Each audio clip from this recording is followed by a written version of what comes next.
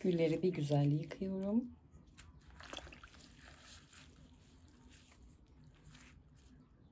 YouTube kanalıma, mutfağıma hoş geldiniz. Bugün sizlerle hazır mevsimiyken mis kokulu gül reçeli yapalım. Hızlıca tarife geçiyorum. Ayıklayıp yıkadığım gül yapraklarım var. Şu şekilde. Yaklaşık 600-650 gramlık gülüm var. Taneyle de 32-33 adete geliyor. İyice yıkayıp süzdüm. 1 çay kaşığı limon tuzu ekliyorum. Yarım su bardağı toz şeker ekliyorum.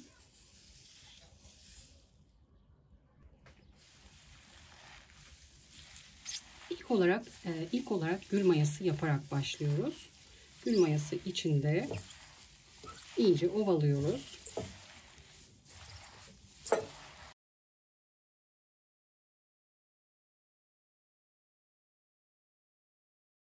Yapraklar sönene kadar ovmaya devam ediyorum. Yaklaşık 4-5 dakika ova suyunu çıkardım. Yapraklar yumuşadı, söndü. Bu bizim gül mayamız. Üzerini kapatıyorum. Buzdolabında 2 gün boyunca muhafaza ediyoruz. Bu bizim gül mayamız oluyor. Gül mayamız hazır. 2. günün sonunda reçelimizi hazırlamaya başlayabiliriz. Bu şekilde.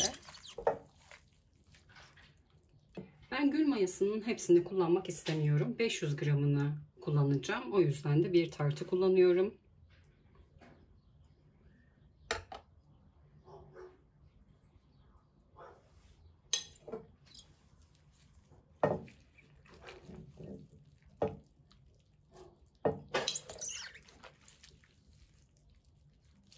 Toplamda 500 gram gül mayası kullanıyorum. Kalan gül mayasını da uygun bir poşete ya da kavanoza koyup derin dondurucuda saklıyorum. Dilediğiniz zaman reçel yapabilirsiniz. Bir tencerenin içerisine 200 milimlik bardakla 6 su bardağı su ekledim. Yani 1200 mililitre kadar ediyor. Ocağa alıyorum. Suyu hiç şeker eklemeden kaynatıyorum. Kaynamış olan suyun içerisine gülleri de ekliyorum. Yine bu aşamada şekeri eklemedim. Gül yapraklarını kaynatıyoruz. Yumuşamasını sağlıyoruz. Yoksa böyle gıcır gıcır bir yaprak sesi olur. Yani yaprak tadı olur. Ocağa alıyorum. Kısık ateşte yapraklar yumuşayıncaya kadar pişiriyorum. Yaprakları şöyle elinizle kontrol edip yumuşayıp yumuşamadığını anlayabilirsiniz. Kalan gül mayamı bu şekilde poşete aldım. Dilediğiniz zaman derin dondurucudan çıkarıp kullanabilirsiniz. Reçel haline getirebilirsiniz. Hazır mevsimiyken pazarda ya da bahçenizde bol bol gül varken gül mayalarınızı yapmayı unutmayın. Dilediğiniz zaman da reçel yapabilirsiniz.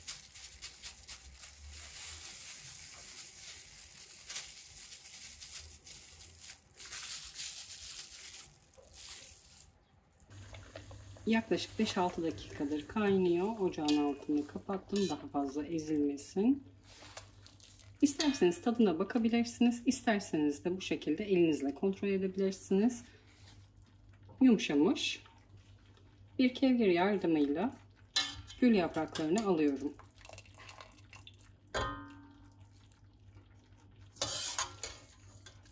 Ocağın altını açtım tekrardan. Su kaynasın.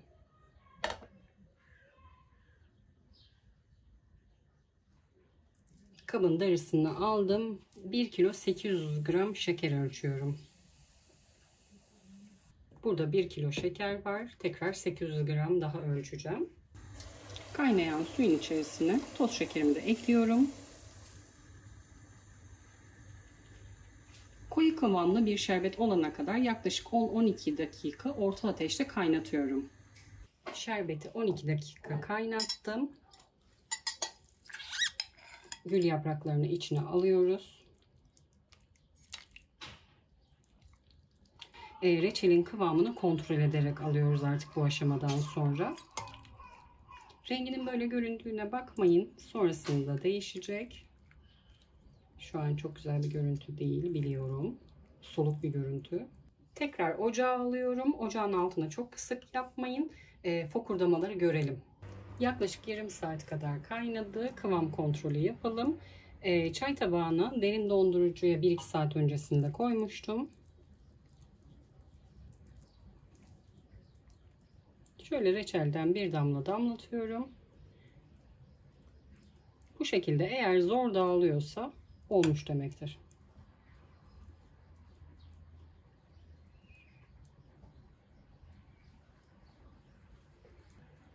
Reçel kıvamını aldıktan sonra 1 çay kaşığı limon tuzu ekliyorum. Tekrar ocağa alıyorum. 3-4 dakika daha kaynatıyorum. Reçelin kıvamı şu an çok güzel. Kavanozlara doldurmaya başlayabiliriz.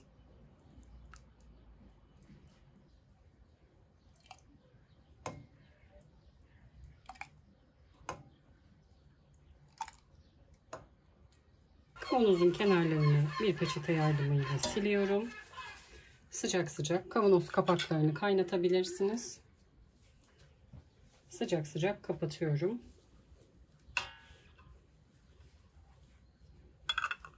Bu şekilde 2 geri 1 ileri.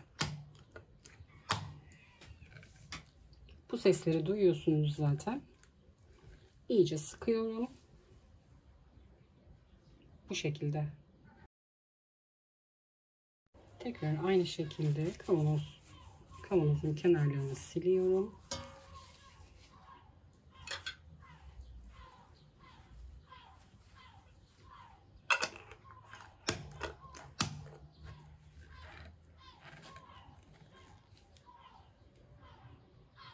Reçellerimiz hazır.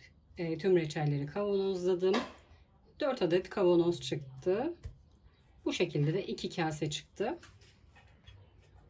Kıvamını gösterebilmek için kaseyi buzdolabında 1-2 saat beklettim. Bu şekilde kıvamını görün istedim. Başta sulu gibi duruyordu ama kesinlikle hiç sulu değil.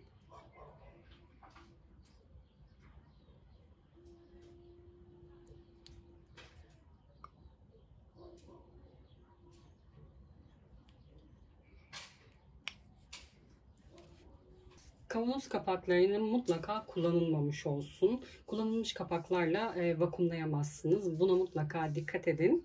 Tam mevsiminde mis kokulu gül reçeli yaptık. Umarım beğenmişsinizdir. Buraya kadar izlediğiniz için teşekkür ederim.